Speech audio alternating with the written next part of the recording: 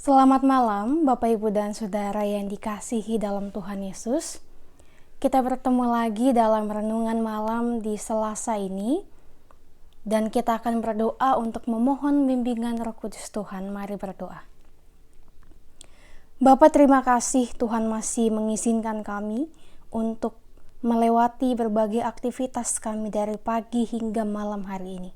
Dan saat ini ya Bapa, kami akan merenungkan kebenaran firman-Mu. Ajar kami, mampukan kami, supaya kami dapat melakukan yang terbaik, memahami kebenaran firman-Mu dalam kehidupan kami hari lepas harinya. Berfirmanlah ya Bapa, karena kami telah siap untuk merenungkan kebenaran firman-Mu ini. Amin. Bacaan Alkitab kita dari kitab Kejadian pasal 37 ayat yang ke-31 sampai dengan ayat yang ke-36 firman Tuhan. Kemudian mereka mengambil jubah Yusuf dan menyembelih seekor kambing, lalu mencelupkan jubah itu ke dalam darahnya. Jubah maha indah itu mereka suruh antarkan kepada ayah mereka dengan pesan, "Ini kami dapati. Silahkanlah Bapa periksa apakah jubah ini milik anak Bapa atau tidak." Ketika Yakub memeriksa jubah itu, ia berkata, "Ini jubah anakku, binatang buas telah memakannya." Tentulah Yusuf telah diterkam. Dan Yakub mengoyakkan jubahnya, lalu mengenakan kain kabung pada pinggangnya, dan berkabunglah ia berhari-hari lamanya karena anaknya itu. Sekalian anaknya laki-laki dan perempuan berusaha menghiburkan dia, tetapi ia menolak dihiburkan, serta katanya, "Tidak, aku akan berkabung sampai aku turun mendapatkan anakku di dalam dunia orang mati." Demikianlah Yusuf ditangisi oleh ayahnya. Adapun Yusuf, ia dijual oleh orang Midian itu ke Mesir kepada Potifar, seorang pegawai istana Firaun, kepala pengawal raja.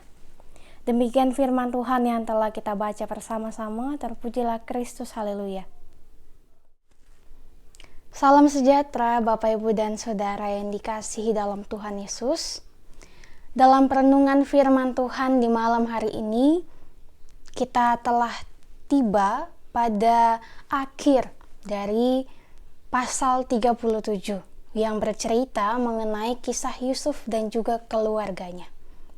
Kalau di hari Senin yang lalu sampai dengan di renungan pagi tadi, kita diperlihatkan bagaimana seorang Yakub yang memiliki anak-anak dan ia sangat menyayangi Yusuf karena anak dari Rahel, istri yang paling ia cintai.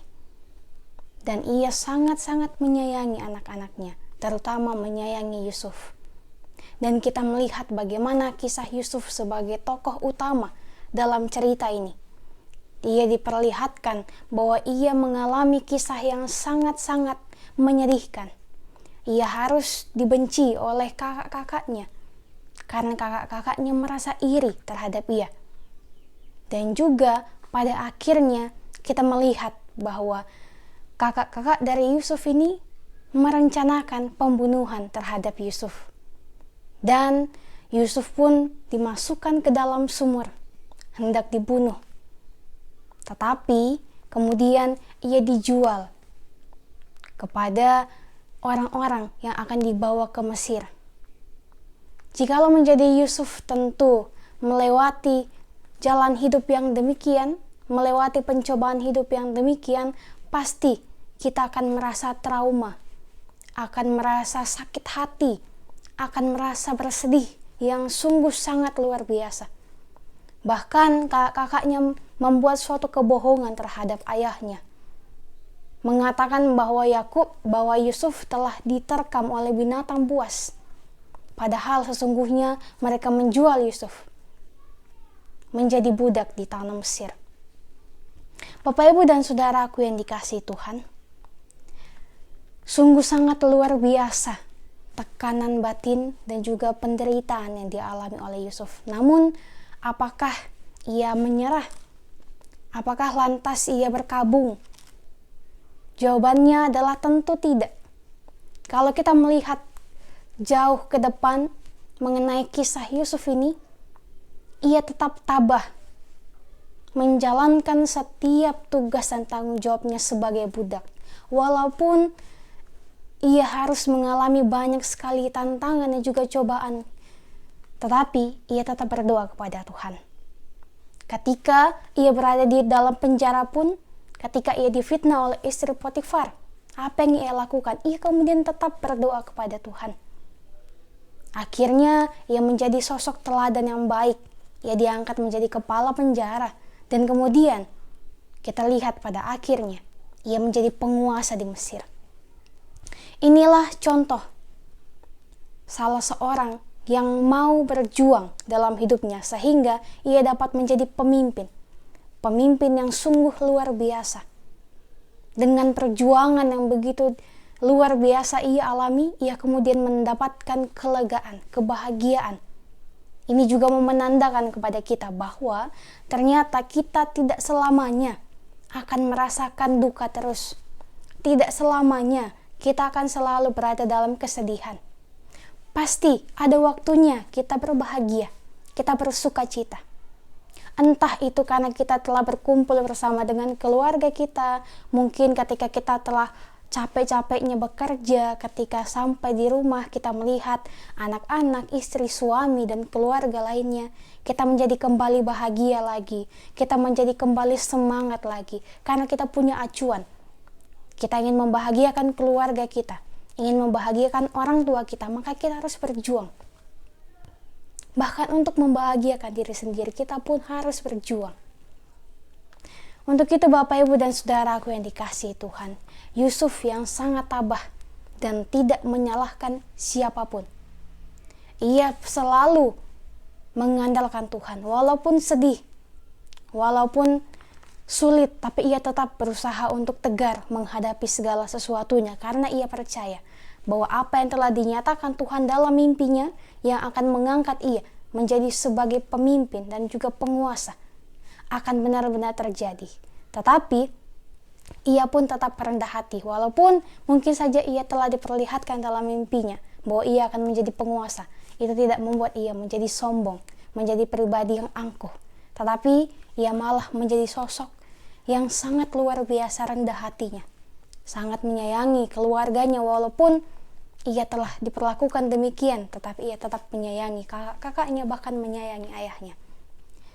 Bapak, Ibu, dan Saudaraku yang dikasihi Tuhan, perjalanan hidup yang meninggalkan banyak kenangan dan juga tangisan janganlah membuat kita kehilangan harapan, kehilangan semangat, dan kehilangan motivasi dalam hidup.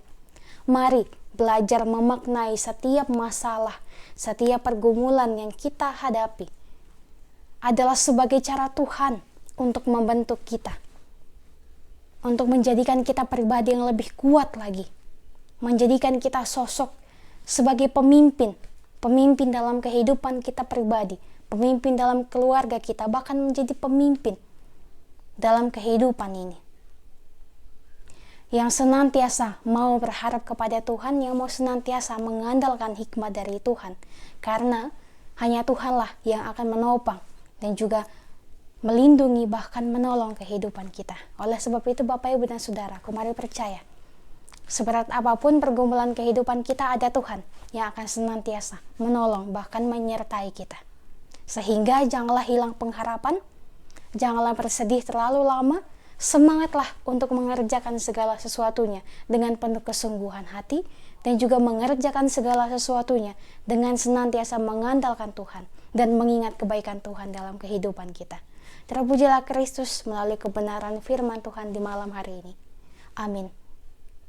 Bapak, Ibu, dan Saudaraku, mari berdoa memohon pertolongan Tuhan. Kita berdoa.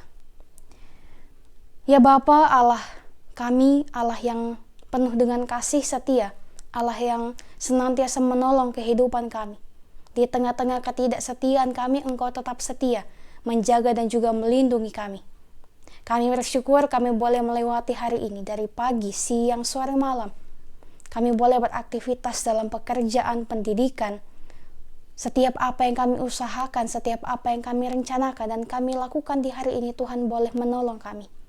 Terima kasih untuk itu semua, Tuhan. Kami bersyukur bahwa kami masih diberikan kasih, masih diberikan anugerah yang begitu luar biasa dari-Mu. Ajar kami untuk senantiasa tabah, senantiasa tegar untuk melewati setiap tantangan kehidupan yang ada di hadapan kami. sebab kami percaya bahwa ada Tuhan yang akan memampukan kami untuk melewati itu semua. Kami bersyukur ya Bapa bahwa kami boleh duduk, kami boleh merenungkan kebenaran firman Tuhan, bahkan saat ini kami menundukkan kepala kami untuk bersyukur dan juga memohon kepada Tuhan, memohon perlindungan Tuhan ketika kami akan istirahat di hari ini. Tolong kami Tuhan, semoga kami dapat tidur dengan nyenyak dan esok pagi dengan pertolongan-Mu saja kami boleh kembali bangun untuk melanjutkan kehidupan kami di hari esok. Berkenan memberkati kehidupan pribadi kami, kehidupan keluarga kami, dan kehidupan kami semuanya. Ampunkan setiap salah dan dosa kami yang kami lakukan kepadamu, yang menyakiti hati sesama kami, bahkan menyakiti hati Tuhan. Ampunkan kami Tuhan, ajar kami untuk senantiasa mempergunakan hikmat Tuhan dalam kehidupan kami.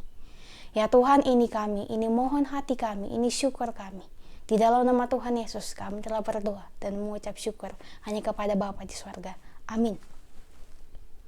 Terima kasih Bapak, Ibu, dan Saudaraku. Sampai jumpa di renungan-renungan selanjutnya. Selamat beristirahat. Tuhan Yesus berkati kita sekalian.